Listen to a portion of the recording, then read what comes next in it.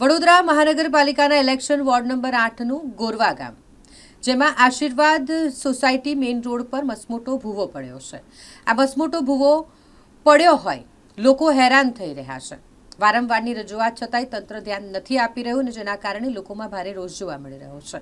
છાસવારે વડોદરા શહેરમાં અલગ અલગ રોડ રસ્તા પર ભૂવા પડવાના બનાવો બની રહ્યા છે. તેવામાં ગોરવા ગામ આશીર્વાદ સોસાયટી મેઇન રોડ પર પણ આ મસમોટો ભૂવો પડ્યો હોય. સ્થાનિકોનું કહેવું છે કે ચૂંટાયેલા પ્રતિનિધિઓને વારંવાર રજૂઆત કરવામાં આવી હોવા છતાં, કોર્પોરેટરોને વારંવાર રજૂઆત કરી હોવા છતાં કોઈ પણ પ્રકારની કામગીરી નથી થતી. તંત્રના જે અધિકારીઓ છે તેઓ પણ ધ્યાન નથી આપતા અને જેના કારણે લોકો હેરાન થઈ રહ્યા છે. વડોદરા મહાનગરપાલિકાના ઇલેક્શન વોર્ડ નંબર 8માં આવેલું ગોરવા ગામ ને ગોરવા ગામની અંદર આવેલી આશીર્વાદ નગર સોસાયટી, એના મેઇન રોડ પર ગઈકાલે રાત્રે લગભગ 10 ફૂટ જેટલો ઊંડો અને 20 ફૂટ જેટલો પહોળો મસ્ત મોટો ભૂવો પડ્યો છે.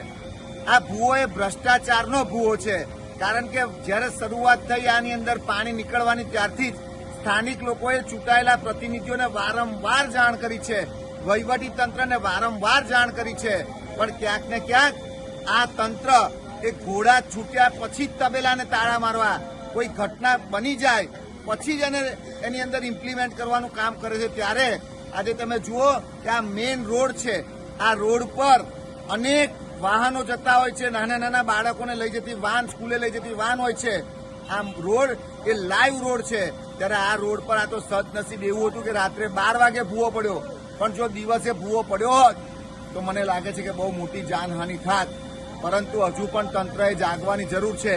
હજુ પણ તમે જુઓ કે ચૂંટાયેલા પ્રતિનિધિઓ અહીંયા કોઈ દેખાતા નથી અને આવી ઘટનાઓ ઘટતી હોય છે. ત્યારે આપણે એક બાજુ સ્માર્ટ સિટીની વાતો કરીએ, 6000 કરોડનું બજેટ બનાવીએ, પણ તમે વડોદરાને અત્યારે ખાડોદરા બનાવી દીધું છે, ભૂવા નગરી બનાવી દીધી છે. એનું અમને દુઃખ છે.